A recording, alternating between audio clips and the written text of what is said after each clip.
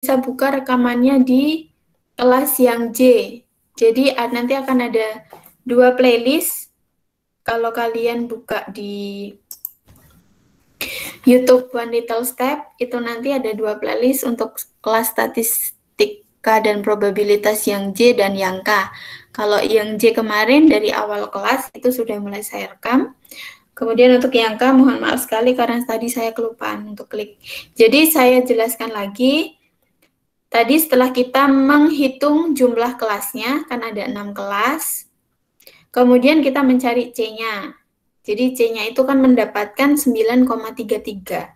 Jadi kalau misalnya kita dulu belajar matematika, untuk pembulatan, kalau misalnya pembulatan lebih dari 5 itu adalah pembulatan ke atas. Sedangkan kalau misalnya kurang dari 5 itu adalah pembulatan ke bawah.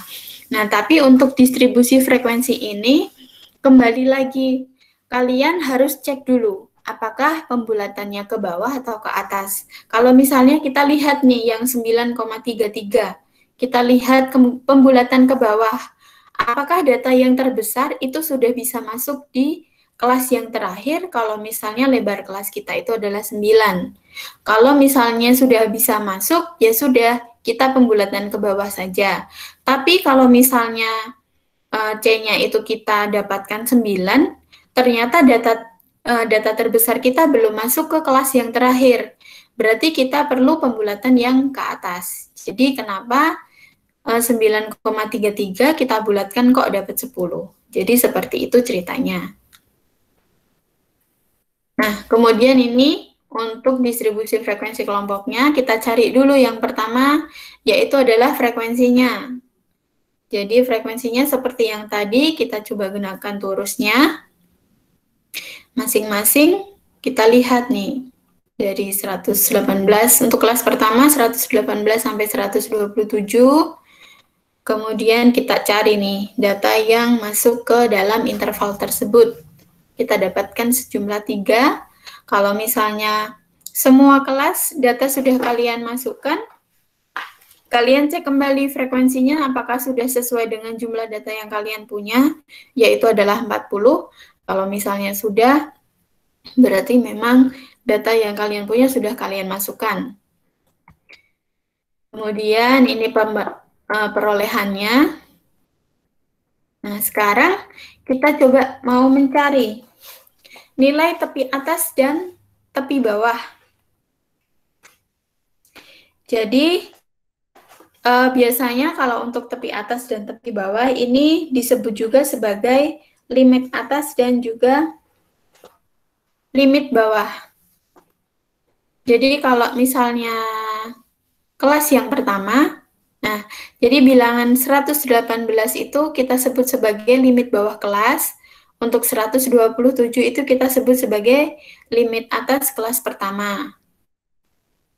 Kemudian kalau misalnya kita lihat di kelas yang keempat, jadi 148 itu adalah limit bawah, kemudian limit bawah kelas keempat, dan 157 itu adalah limit bawah kelas yang keempat. Setelah kita lihat, kita mencari tepi atas dan tepi bawah, atau biasa disebut limit, kita mencari juga batas bawah kelas dan batas atas kelas. Nah, jadi ini yang menjadi tambahan untuk kalian. Kalau data yang kita punya, data yang saya contohkan itu adalah bilangan bulat.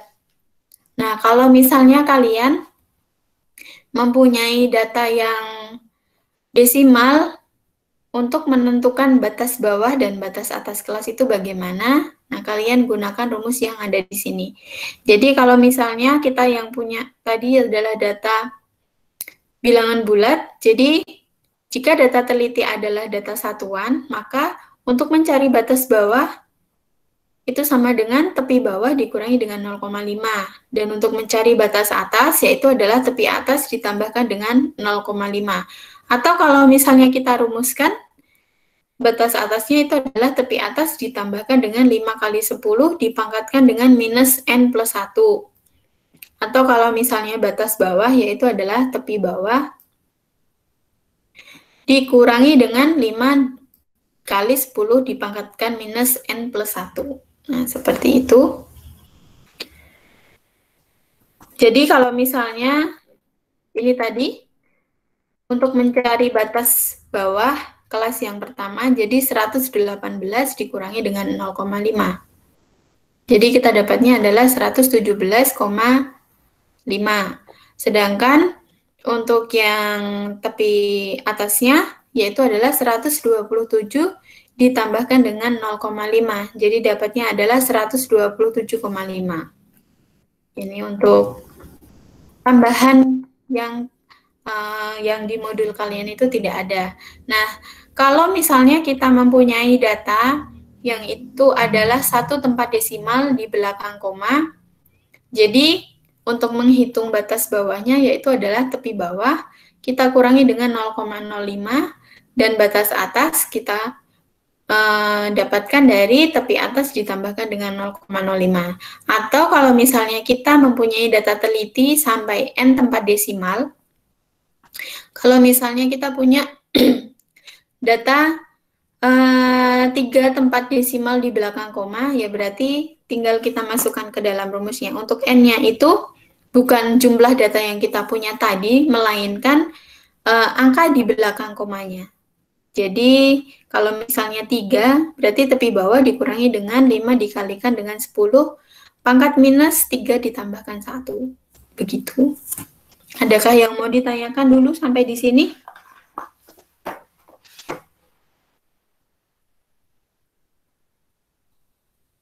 Kalau belum ada, saya lanjutkan dulu. Nah, kalau misalnya kita sudah menghitung dari tabel yang pertama tadi, kita hitung batas bawah dan juga batas atas, kita dapatkan seperti ini. Jadi untuk batas bawah kelas yang pertama 117,5, batas atas kelas pertama 127,5 sampai kelas yang ke-6. Nah, ini untuk ilustrasi kalian saja. Jadi kalau yang di sini itu 137 itu adalah tepi bawah kelas yang kedua tadi. Sedangkan kalau yang di sini 137,5 itu merupakan batas atas kelas kedua dan batas bawah kelas ketiga. Begitu. Ini di sini tepi bawah kelas 3, ini tepi atas kelas 3. Kalau di sini ya berarti adalah batas atas kelas 3 dan batas bawah kelas yang keempat. Nah, ini ilustrasinya saja. Kemudian ini untuk distribusi frekuensi relatif. Jadi data yang dinormalkan dibagi dengan jumlah data yang kemudian dikalikan dengan 100%. Jadi seperti kalian menghitung persenannya pada saat kalian membuat diagram lingkaran.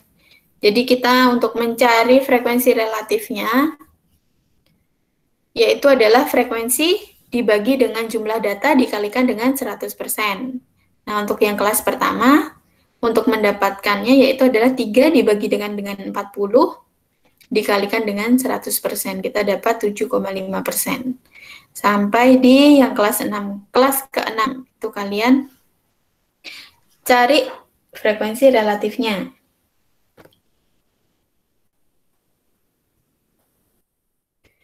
Kemudian selain frekuensi relatif, kita juga menghitung frekuensi kumulatif. Jadi frekuensi kumulatif itu ada 2 nantinya. Yang pertama itu adalah frekuensi kumulatif lebih dari dan frekuensi kumulatif kurang dari. Untuk mencarinya sendiri, nah caranya seperti ini. Kita lihat tadi dulu kelas yang kita punya dan jumlah frekuensi yang kita dapatkan. Kemudian untuk mencari distribusi frekuensi kumulatif kurang dari, kita dapatkan menggunakan batas atas kelas. Jadi kalau misalnya kita mencari frekuensi kumulatif kurang dari, kita mencarinya menggunakan batas atas kelas masing-masing. Nah, kalau misalnya yang kelas pertama, batas atasnya itu adalah 127,5. Kelas yang kedua 137,5 sampai kelas yang terakhir yaitu adalah 177,5. Nah, di sini kenapa bisa mendapatkan 3, 9, 2, 3 sampai seterusnya? Caranya begini. Kita mau mencari data. Data yang kurang dari 127,5. Nah, kita lihat dulu. Apakah kelas pertama ini datanya itu adalah kurang dari 127,5? Oh, ternyata iya.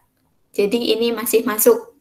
Di kelas yang pertama ternyata mempunyai frekuensi sejumlah 3. Kemudian kita lihat lagi, apakah di kelas kedua itu datanya adalah kurang dari 127,5? Nah, kita lihat. Ternyata di sini untuk yang kelas kedua itu dimulainya dari 128. Jadi kalau 128 apakah kurang dari 127,5? Nah, itu adalah salah.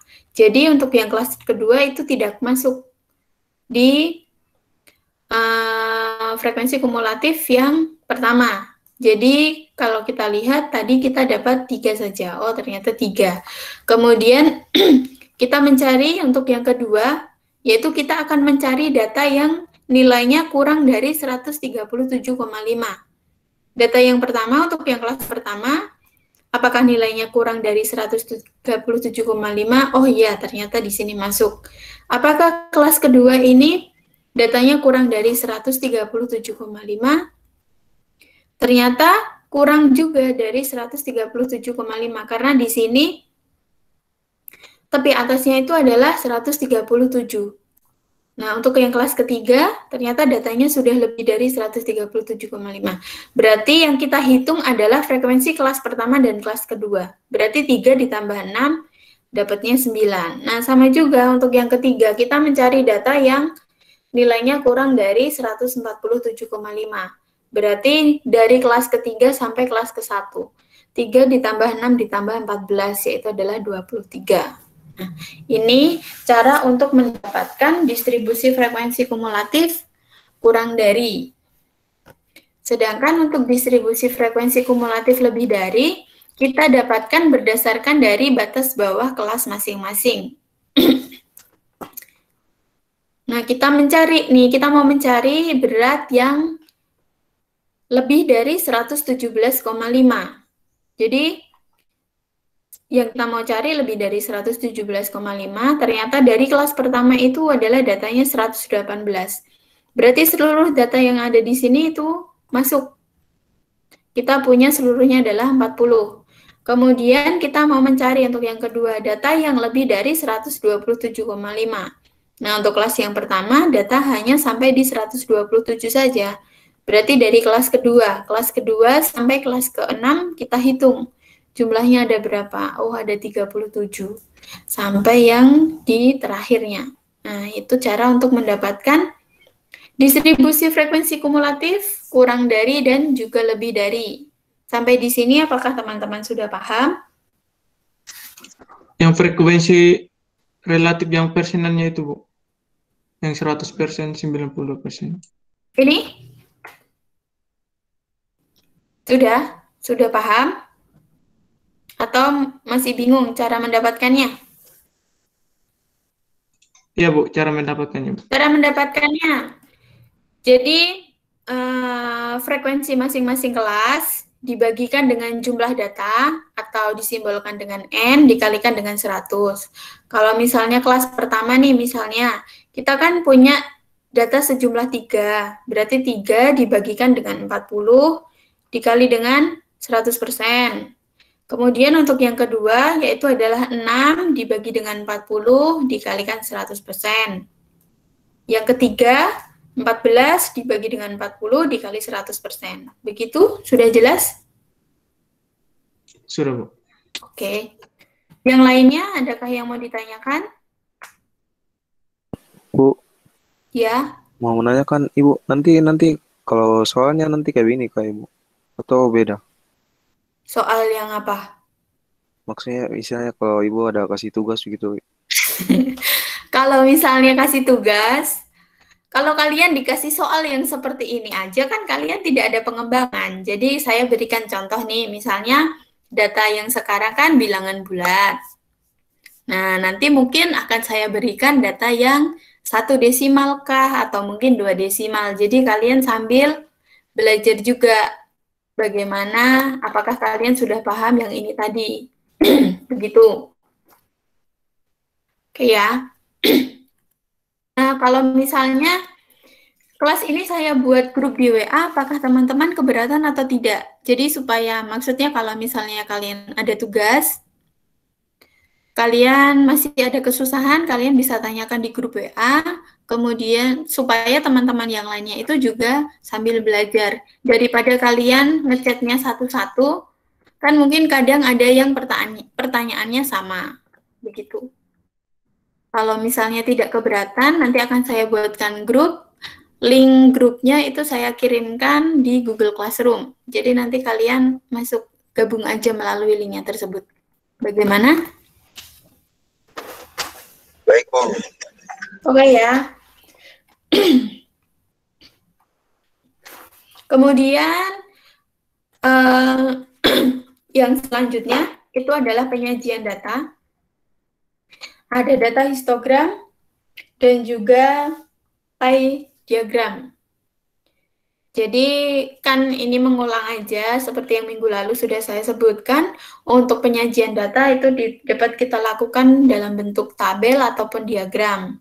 Atau biasa juga kalian sebut sebagai grafik. Jadi kalau misalnya sudah berbentuk dengan diagram atau grafik, itu akan memudahkan kita untuk melihat. Yang tujuannya itu adalah memvisualisasikan data secara keseluruhan.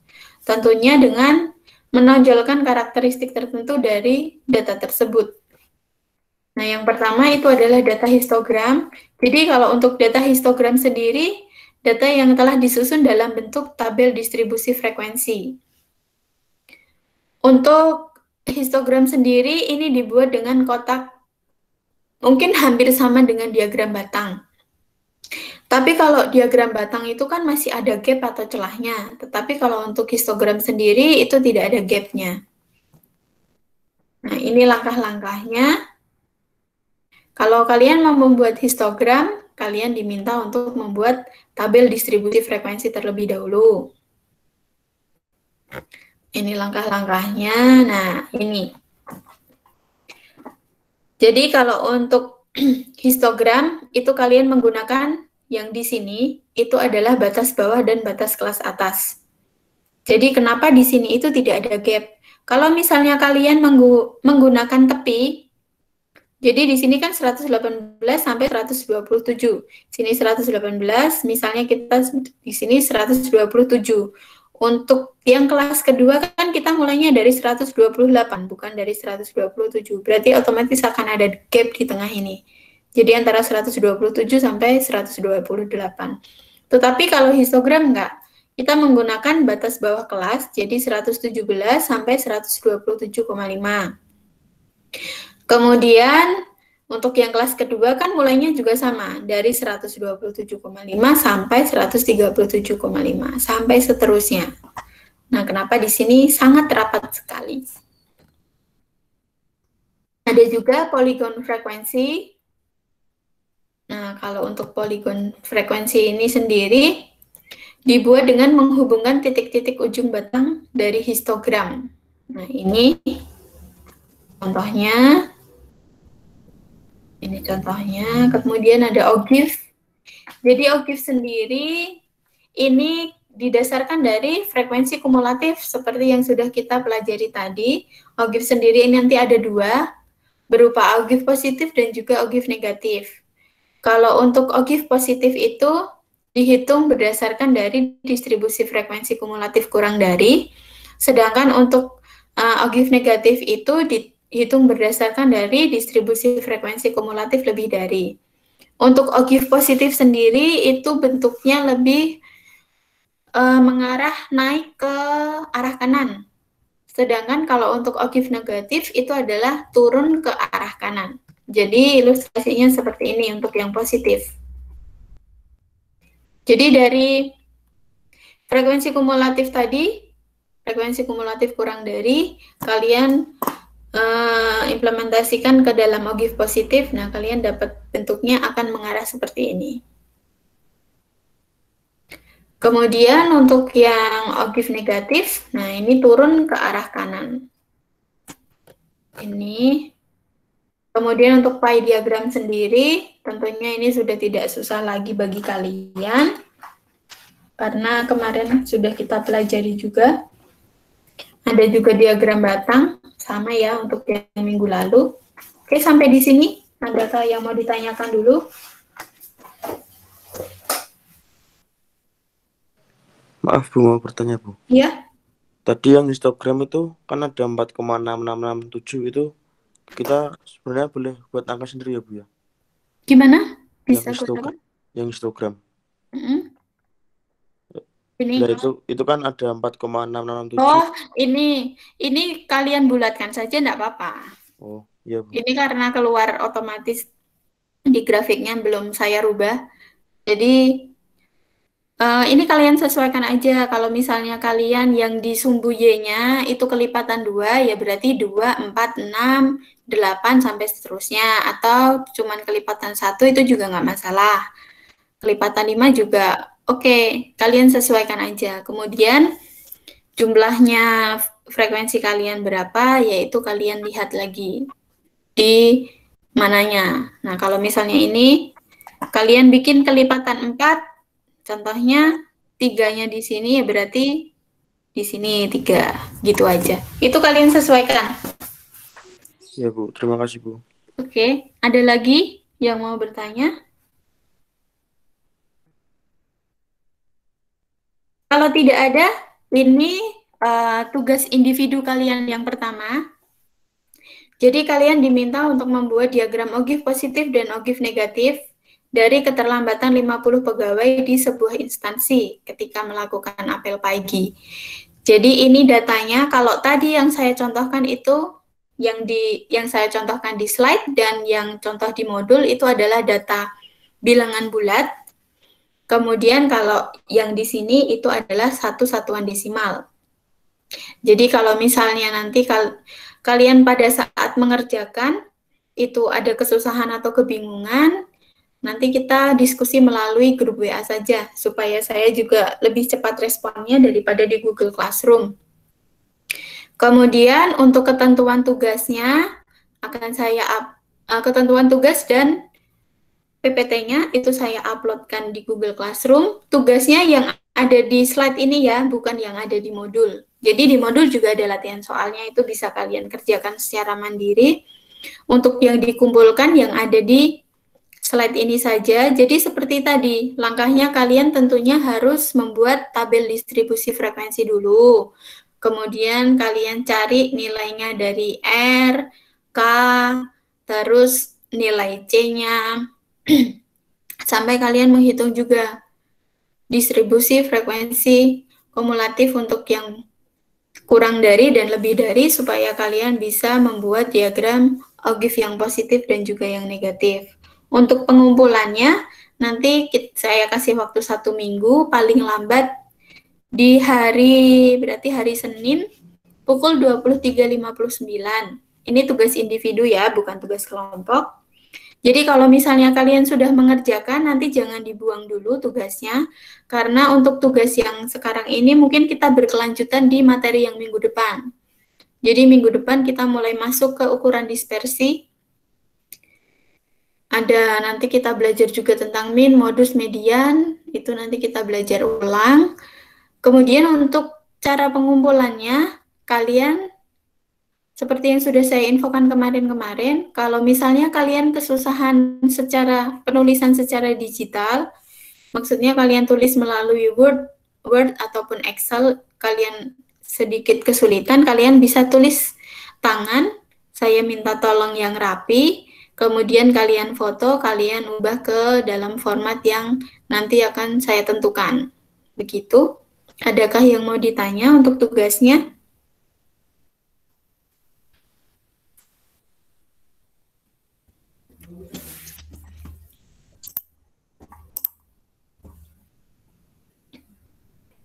Berarti diagramnya dibuat juga, Bu? Iya, kan dimintanya buat diagram. Oh iya, Bu. Makasih, Bu. Oke. Jadi kan dimintanya untuk membuat diagram OGIF positif dan negatif. Jadi dua-duanya kalian buat. Kemudian untuk absensinya,